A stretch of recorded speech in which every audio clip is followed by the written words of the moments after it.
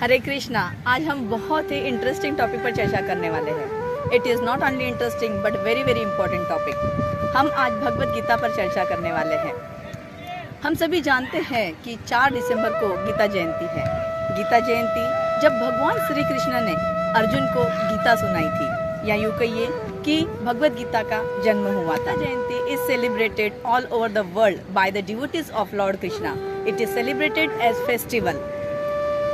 गीता जयंती के दिन कई जगहों पर नाटक और भगवत गीता रिसाइटेशन जैसे कॉम्पिटिशन्स भी ऑर्गेनाइज किए जाते हैं, so that children will increase their interest to read Bhagavad Gita. इस दिन भजन कीर्तन जैसे प्रोग्राम्स भी किए जाते हैं।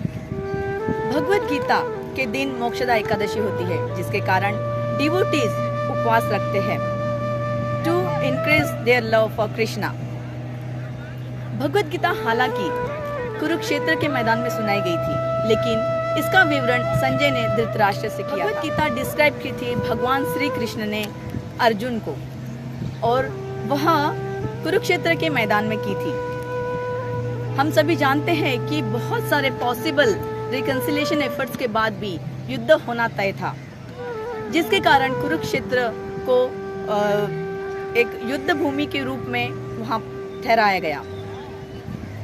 तो भगवान श्री कृष्ण ने अर्जुन को भगवत गीता कुरुक्षेत्र पे सुनाई, जो कि हरियाणा के एक राज्य में है, जो कि धार्मिक और पवित्र स्थल है। भगवान श्री कृष्ण ने ये गीता अर्जुन को क्यों सुनाई? भगवान श्री कृष्ण कहते हैं कि एवं परंपरा प्राप्तेम इमं राजर्षयो विदु सकालेनेय महता योगो नष्ट परंतप। तो कालांतर के बाद ये जो ज्ञान है भगवत गीता का, वो नष्ट हो गया था, जिसके कारण भगवान इस प्राचीन योग को फिर से अर्जुन को सुना रहे हैं। क्यों? क्योंकि अर्जुन एक भक्त है और भगवान श्री कृष्ण के परम मित्र है, और वो इस दिव्य ज्ञान को लेने में समर्थ है। अब हम जानेंगे कि ये भगवत गीता कैसे आई। भगवत गीता भगवान श्री कृष्ण ने केवल अर्जुन को ही नहीं सुनाई, ये कालांतर से आया हुआ वैदिक ज्ञान है। जैसे हम देखते हैं कि ये भगवत गीता हमारे पास श्रील प्रभुपाद जी की मर्जी से आई है, जो कि गुरु परंपरा से आई है। इसीलिए प्रभुपाद जी हर भगवत गीता में नीचे लिखते हैं कि as it is, Bhagavad Gita as it is, Bhagavad Gita Yatharup, और भगवत गीता जशी आहे तशी in Marathi. There are many Bhagavad Gita is available in many languages. तो ये कैसे गुरु परंपरा से आई है? तो श्रील प्रभुपाद जी ने ये गुरु परंपरा को चैप्टर 1 को चालू होने से पहले ही मेंशन कर दिया। हम देखेंगे कि भगवत गीता में फर्स्ट चैप्टर के पहले पेज पर गुरु परंपरा दी गई है। उसमें देखते हैं हम भगवान श्री कृष्ण से ब्रह्मा से नारद मुनि से वेद व्यास जी से ईश्वरपुरी, माधवेंद्रपुरी और चैतन्य महाप्रभु, फिर षड गोस्वामी। उसके बाद में हम विश्वनाथ चक्रवर्ती ठाकुर, इन आचार्यों को भी जानते हैं, जिन्होंने भगवत गीता को हमारे लिए प्रस्तुत किया। उसके बाद बलदेव विद्याभूषण, भक्ति विनोद ठाकुर, भक्ति सिद्धांत ठाकुर, उनके बाद में श्रील प्रभुपाद जी ने ये हमारे समक्ष प्रस्तुत की। तो भगवत गीता हमें जो मिली है वो आचार्यों के अथक प्रयासों के बाद हमें प्राप्त हुई है, जिसे हमें उसे एज इट इज ग्रहण कर लेना चाहिए। भगवत गीता में 18 चैप्टर है और 700 श्लोकों का समावेश है। तो आज हम चर्चा करने वाले हैं पहले चैप्टर पे, जिसका नाम है अर्जुन विषाद योग। विषाद मतलब अर्जुन का दुख। अर्जुन जब युद्ध चालू होना है तब अर्जुन दुखी है, उसका विवरण चैप्टर 1 में दिया गया है। इसे कुरुक्षेत्र पर जो युद्ध हो रहा है उसका सैन्य निरीक्षण किस प्रकार किया गया है, इसका भी विवरण हम इस चैप्टर 1 में देखते हैं। तो चैप्टर 1 की शुरुआत होती है पहले श्लोका से, जहां धृतराष्ट्र संजय से कहते हैं कि मुझे युद्ध भूमि पर क्या चल रहा है उसका विवरण चाहिए। अब आप सोच रहे होंगे कि संजय, जो कि धृतराष्ट्र के साथ एक कक्ष में बैठे हुए हैं, वो कैसे कुरुक्षेत्र में जो युद्ध हो रहा है उसका विवरण दे सकते हैं। अब संजय, जो कि वेद व्यास जी के शिष्य हैं, तो he was blessed and empowered by his guru's mercy. Because of that, he could see what is going on at the Kurukshetra, at the battlefield of Kurukshetra. तो संजय ने धृतराष्ट्र को उस युद्ध भूमि पर क्या चल रहा है ये बताने का आश्वासन दिया। संजय ने धृतराष्ट्र से कहा कि मैं युद्ध भूमि पर क्या चल रहा है इसका विवरण मैं आपको दूंगा। तो धृतराष्ट्र कहते हैं, धृतराष्ट्र उवाच धर्मक्षेत्रे कुरुक्षेत्रे समवेतायुयुत्सवः मामका पांडवाश्चैव किमकुर्वत संजय। धृतराष्ट्र कहते हैं कि धर्म क्षेत्र कुरुक्षेत्र में क्या हो रहा है। युयुत्सवः, युद्ध के लिए जो समवेता, जो सब उपस्थित हुए हैं, मामका पांडवाश्चैव।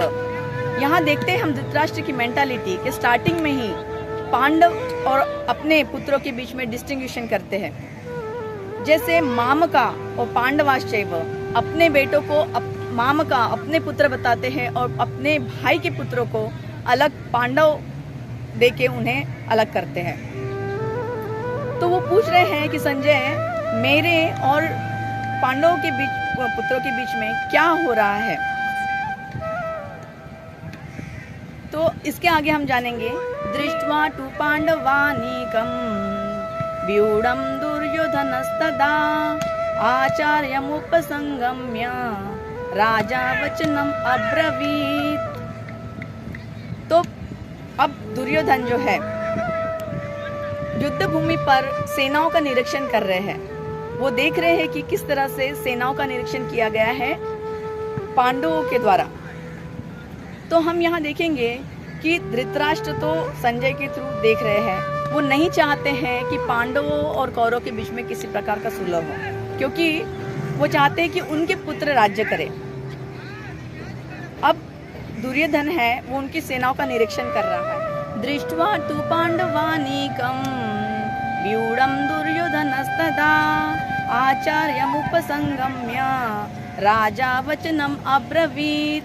अब दुर्योधन जो है वो सेनाओं का निरीक्षण कर रहे हैं और द्रोणाचार्य के पास जाते हैं और उनसे कहताम पांडुपुत्राणाम आचार्य महतीम चमूम व्यूढ़ा द्रुपद पुत्रेण तव शिष्येण धीमता। अब दुर्योधन जो है द्रुपद का नाम ले रहे हैं, क्योंकि वे जानते हैं कि द्रुपद और द्रोणाचार्य के बीच में पुरानी मित्रता थी जो बाद में दुश्मनी में बदल गई। तो वो यहाँ पे एम्फेसिस करना चाहते हैं, दुर्योधन को फिर से उनकी मेमोरी रिकॉल करना चाहते हैं कि आपने कितनी बड़ी मूर्खता की है कि आपने द्रुपद का पुत्र जो कि धृष्टद्युम्न, जिसका जो बर्थ ही हुआ था द्रोणाचार्य को मारने के लिए, ये जानते हुए द्रोणाचार्य ने धृष्टद्युम्न को मिलिट्री साइंस सिखाया था। तो यहाँ पर दुर्योधन द्रोणाचार्य को फिर से याद दिलाते हैं कि आपकी मूर्खता के कारण द्रुपद के पुत्र धृष्टद्युम्न ने देखिए किस तरह से सेनाओं को अरेंज किया है। इसके बाद दुर्योधन आगे बढ़ते हैं। अत्र श्रूरा महेश्वासा भीमार्जुन समायुधि युयुधानो विराटश्च द्रुपदश्च महारथः। दुर्योधन देखते हैं कि पांडवों की सेना में कितने सारे महारथी हैं। वो एक एक करके नाम गिनाते हैं और नाम गिनाते गिनाते 17-18 नाम ऐसे हो जाते हैं। दृष्टकेतुश्च कीतान काशीराजश्च वीर्यवान पुरुजित कुंती भोजश्च शैबश्च नरपुंगवः। तो दृष्टकेतु, कीतान, काशीराज, पुरुजित, कुंती भोज, इसके बाद में विद्युदामन्युश्च विक्रांत उत्तमोजाश्च वीर्यवान सौभद्रे द्रौपदेयाश्च सर्व एव महारथः। अब इसके बाद द्रौपदी के पुत्र, सौभद्रा का पुत्र अभिमन्यु, इन सब का उत्तमौजा, इसके बारे में भी वो कौन कौन से महारथी है ये सब इनका निरीक्षण किया जा रहा है बाय दुर्योधन। इसके बाद वे अपनी आर्मी की ओर देखते हैं और कहते हैं भवान भीष्मश्च कर्णश्च कृपश्च समितिञ्जय अश्वत्थामा विकर्णश्च सौमदत्तिस्तथैव च। अब दुर्योधन देखते हैं और अपनी आर्मी में देखते हैं कि कुछ गिनती के ही 4-5 लोगों का नाम वो ले पाते हैं। शुरुआत में ही दुर्योधन को भी ये परिकल्पना हो गई थी कि युद्ध में जीत पाना थोड़ा उनके लिए मुश्किल होगा, क्योंकि पांडवों की सेना जो कि 7 अक्षवाहिनी थी और कौरव की सेना जो कि 11 अक्षवाहिनी, इतनी होते हुए भी दुर्योधन को मालूम था कि पांडवों की सेना में ज़्यादा महारथी है और दुर्योधन की सेना में उतने नहीं हैं। तो ये हम फर्स्ट पॉइंट नोट करेंगे जिसमें कि दुर्योधन का जीतना थोड़ा मुश्किल था। इसके बाद में दुर्योधन भीष्म पितामह से कहते हैं कि युद्ध प्रारंभ करना भी अनिवार्य है, कृपया आप अपना शंख बजाइए।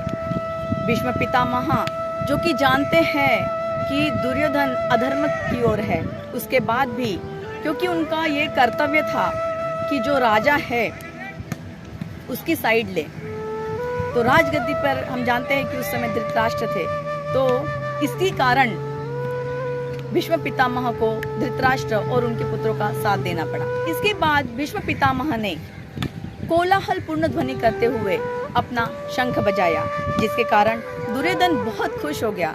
उसे लगा कि भीष्म पितामह और द्रोणाचार्य ये दोनों ही मेरे साथ है, अभी मुझे चिंता करने का कोई कारण नहीं है। तो भीष्म पितामह ने शंख बजाते हुए अप्रत्यक्ष रूप से दुर्योधन को ये बताया था कि इस युद्ध में उनका जीत पाना मुश्किल है। क्यों?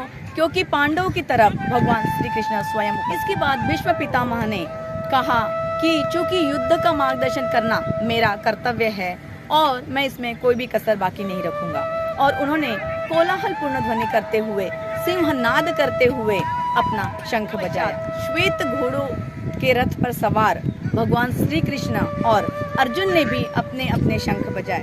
पांचजन्य ऋषिकेश देवदत्त धनंजय पौंड्रम दद्मो महाशंखम भीमकर्मा वृकोदरः।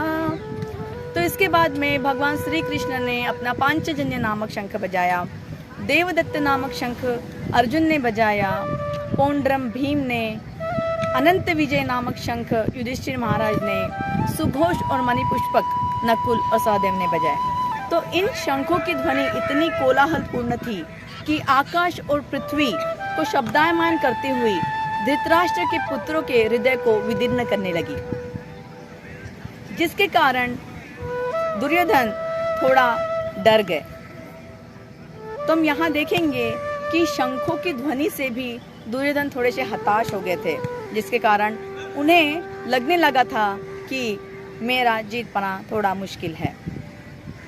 इसके बाद उन्होंने ये भी नोटिस किया कि भगवान श्री कृष्ण के रथ पर कपिध्वज था, जो कि सिंबल है हनुमान जी का, और हनुमान जी चूंकि राम अवतार के समय हनुमान जी का जो विशेष योगदान था, जिसके कारण उस समय भगवान राम जीत गए थे।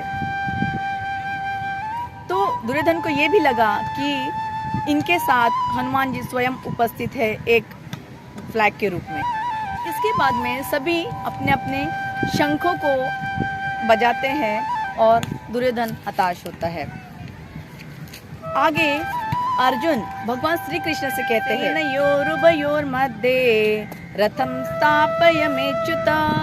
अच्युत जो कि भगवान श्री कृष्ण हैं, उनसे कहते हैं कि मुझे दोनों कौरव की सेनाओं में कौन कौन है जिनसे मुझे इस युद्ध भूमि पर युद्ध करना है, मैं उन्हें एक बार देखना चाहता हूँ। तो भगवान श्री कृष्ण भी रथ को आगे करते हुए दोनों सेनाओं के मध्य में रथ को स्थापित करते हैं और अर्जुन को मौका देते हैं कि वह द्रोणाचार्य, भीष्म जैसे उनके पितामह गुरुओं को देखे। जब रथ बीच में जाता है तो अर्जुन देखते हैं कि उनके सभी सगे संबंधी वहां पर उपस्थित है, जैसे कि भीष्म पितामह, उनके गुरु द्रोणाचार्य, उनके भाई, बंधु, मित्र, पुत्र, पौत्र सभी वहां पे उनसे युद्ध करने के लिए उपस्थित है। तो ये देखकर अर्जुन करुणामयी हो जाते हैं। देखिए, भक्त का एक स्वभाव होता है। तो चूंकि अर्जुन भी कृष्ण के भक्त है, जिसके कारण अपने ही प्रियजनों को देखकर अर्जुन थोड़ा सा हताश हो गए हैं और भगवान श्री कृष्ण के पास जाकर कहते हैं, हे भगवान, यहाँ पर तो मेरे सभी सगे संबंधी उपस्थित है, मेरे परिजन हैं। मैं इनसे युद्ध की अभिलाषा नहीं रखता हूँ। चाहे मुझे निहत्था होकर ही यहाँ बैठकर मर जाना पड़े, लेकिन मैं इनसे युद्ध करने में असमर्थ हूँ। वे भगवान श्री कृष्ण से कहते हैं कि इन सभी परिजनों को मारकर मैं क्या हासिल कर लूंगा। न तो मुझे इस तरह की विजय चाहिए, न मुझे ये राज्य चाहिए, और न मुझे इन सभी को मारकर किसी सुख की अभिलाषा करता हूँ।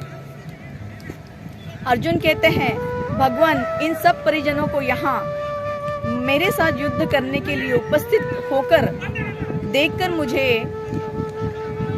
अच्छा नहीं लग रहा है और सभी तरफ अमंगल ही दिखाई दे रहा है। भगवान श्री कृष्ण के पास बोले कि हे भगवान, मेरे शरीर के अंग कांप रहे हैं, मेरा मुंह सूखा जा रहा है, मेरे रोंगटे खड़े हो रहे हैं, मेरा गांडिव मेरे हाथों से सरका जा रहा है, मैं यहाँ खड़ा रहने में असमर्थ हूँ, मैं अपने आप को भूल रहा हूँ। भगवान, मैं अपने परिजनों के साथ में युद्ध करने के लिए असमर्थ हो रहा हूँ। हम देखते हैं कि अर्जुन इस तरह से करुणामयी होकर युद्ध करने से डर रहे हैं। तो अर्जुन कंपैशनेट हो रहे हैं, उनके मन में कंपैशन की भावना आ रही है। वे अपने परिजनों के साथ युद्ध नहीं करना चाहते हैं। उसके बाद में आता है एंजॉयमेंट।